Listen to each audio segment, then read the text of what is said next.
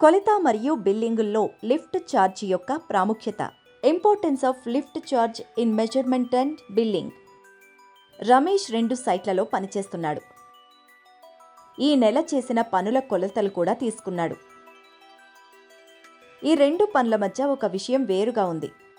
ఒక సైట్లో వస్తువులు మోసుకు వెళ్లేందుకు తన సొంత కూలీలను నియమించాల్సి వచ్చింది. మరో చోట ఆ అవసరం రాలేదు.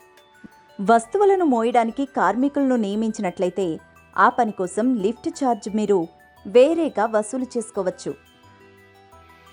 చూద్దాం రమేష్ బిల్లు ఎలా తయారు చేస్తున్నాడు. లిఫ్ట్ ఛార్జ్ లేకుండా మొదటి పని.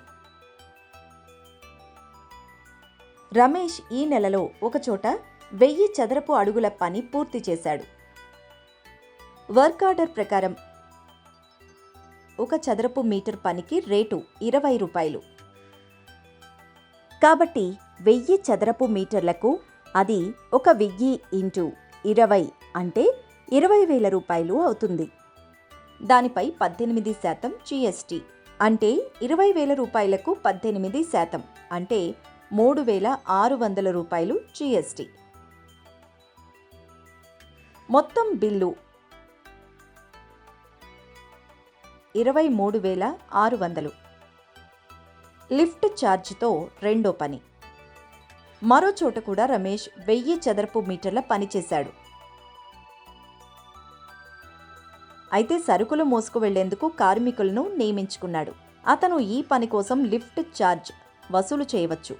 వర్క్ ఆర్డర్ ప్రకారం పని రేటు చదరపు మీటర్కు 20 రూపాయలు మరియు లిఫ్ట్ ఛార్జీ 5% అంటే చదరపు మీటర్కు 20 రూపాయలు అయితే 5% అంటే 1 రూపాయి.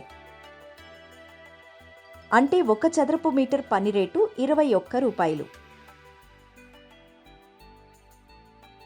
రమేష్ 1000 చదరపు మీటర్ల పనికి 1000ని 21తో గుణించి మొత్తం 21,000 రూపాయలు బిల్లు వేస్తారు.